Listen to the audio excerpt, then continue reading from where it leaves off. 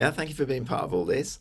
So we're looking at some more stuff that the Father, Son, and Holy Spirit give us, and this is this sense of not being an orphan. Jesus says in John chapter 14, "I will not leave you as orphans," and it's a wonderful promise. And I'm going to talk a bit more next week about how personally that's affected me, along with the other stuff that we've talked about over this little series on receiving the love of the Father, more of the rest of Christ, and then this orphan thing.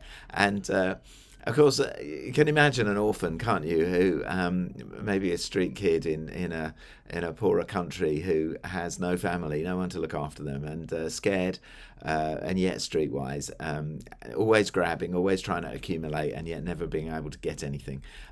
Just concerned about the next meal, not even thinking about illness or stuff like that, because that would just be completely devastating.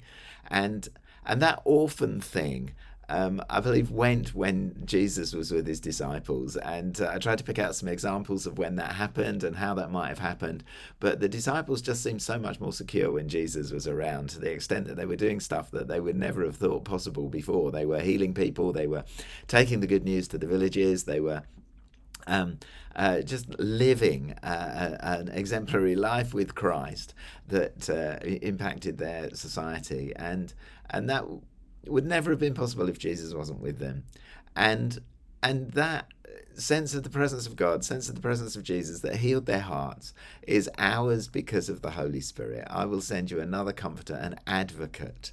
And that word advocate really is much more around speaking up for you, guarding you, protecting you, being on your side, providing for you, all of those sorts of things.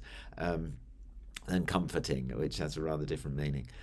So I will send an advocate who will be with you. I will come to you. So the Spirit of Jesus is the Holy Spirit.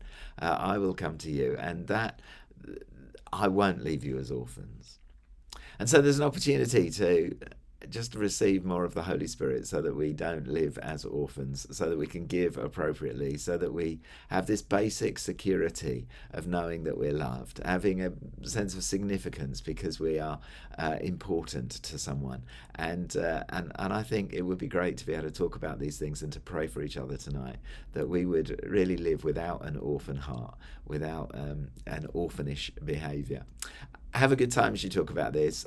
For some of us, this will be really pertinent. For others, it won't be at all significant, but it's certainly something God can do in us all as we allow him to heal our hearts, even to a greater extent. Have a good time. See you in a bit. Bye-bye.